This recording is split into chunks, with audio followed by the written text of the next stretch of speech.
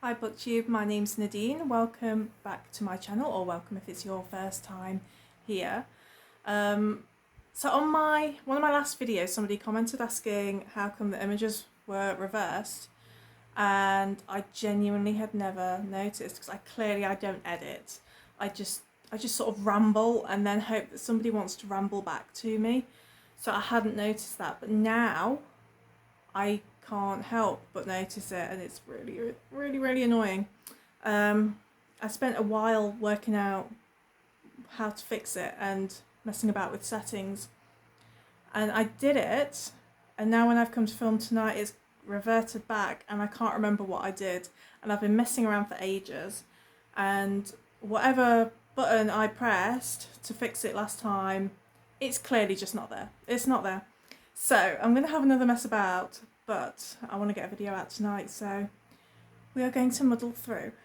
So I've been sort of motivated to do this by so many great videos lately, where people are talking about their favourite classics or classics they've yet to read that they really want to, and I've got tons on my shelves that I've been meaning to get to.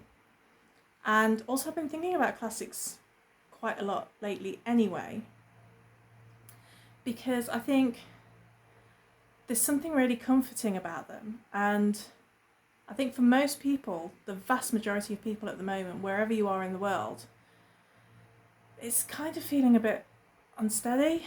I think we've all certainly got a lot more worries than we did a few years ago, or even this time last year. And so I don't know about you guys, but I have been feeling the urge to reach for classics again lately.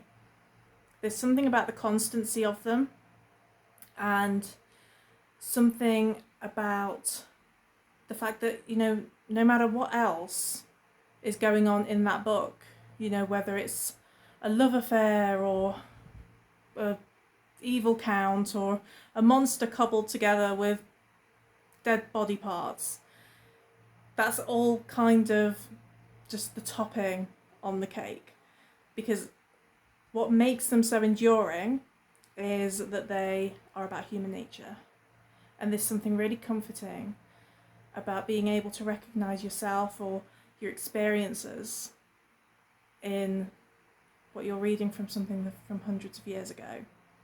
You know, it makes you feel like you can survive because they survived.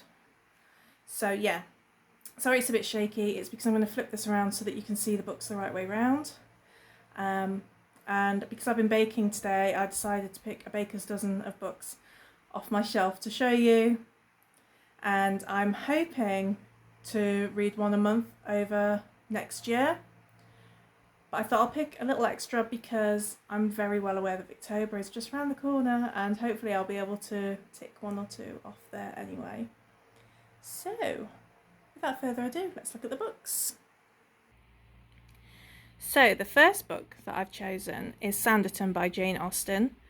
It's the only Austen book I think that I haven't read, and it's about a woman, Charlotte, who's the oldest of her family, a family of 14 I think it was, and she is invited to stay with this sort of well-heeled family in the seaside resort town of Sanditon. So she jumps at the chance to go there, and she's introduced into polite society, and so it'll be following like her observations and quite probably a love interest, I would have thought so.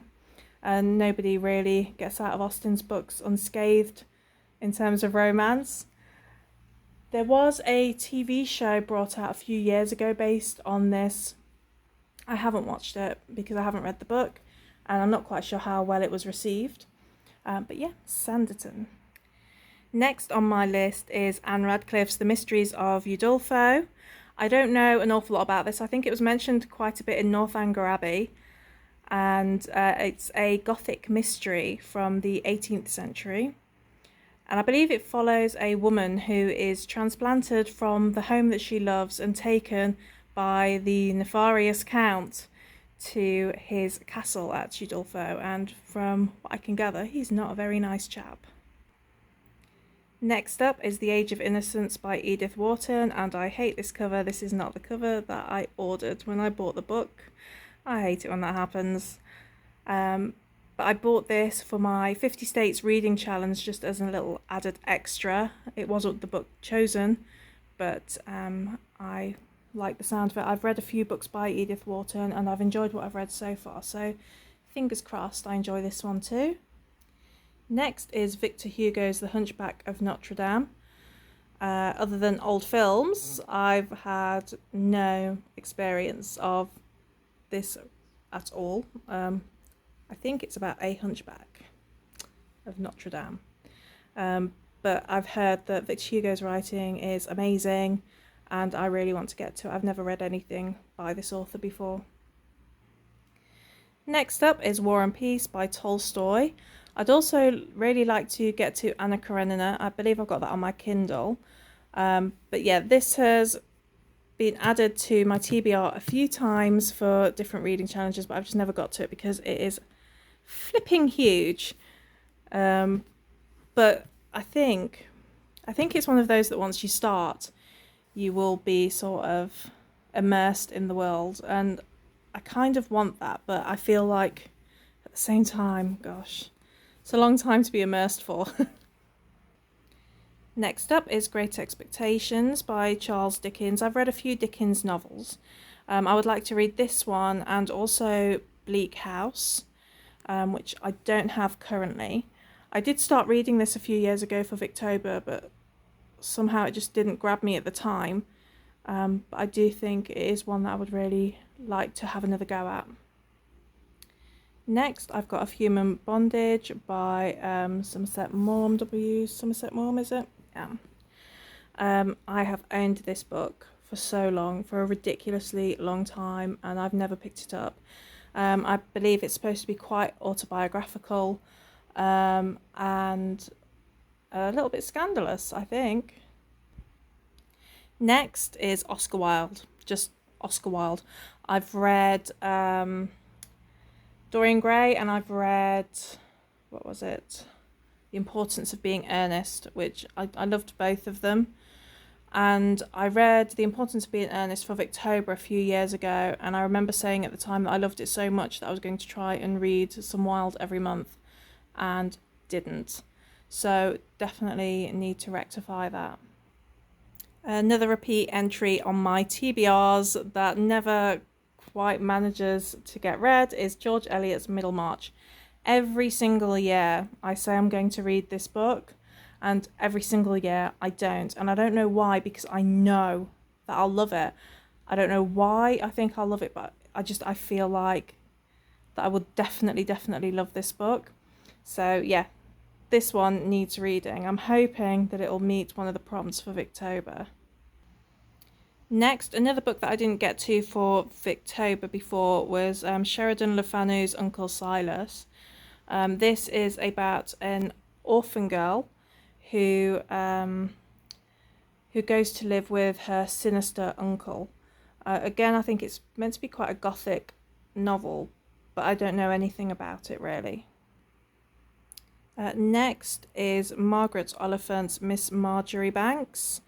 This is about a woman called Lucille who sort of launches herself into society and is, by all accounts, a force of nature and a force to be reckoned with. Again, this is a book that I think I'm going to absolutely adore. I'm not quite sure why I've never gotten around to it. We're nearly there now, guys, only a few more to go. So we have Far From the Madden Crowd by Thomas Hardy.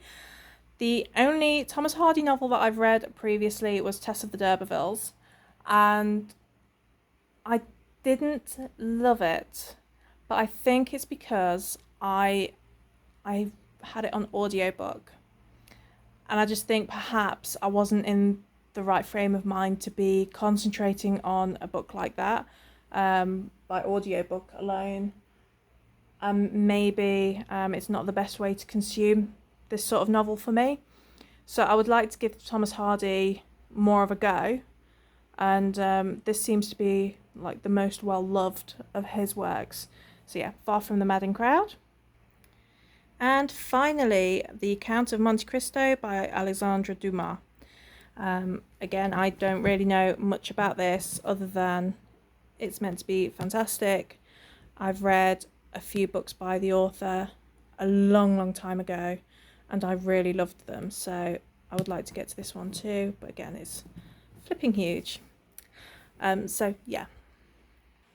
So that is it from me tonight, guys. Sorry for the weird format of this. I hope it worked, and that it wasn't too shaky or weird or boring. But yeah, those are my classics that I'm hoping to get to soon. I don't know if you've read any of those. Do let me know which ones you think I should pick up sooner rather than later, if there's any on your list, or if there's any that you would recommend. Always looking for recommendations. So that is it from me tonight, and I will catch you again soon. Goodbye.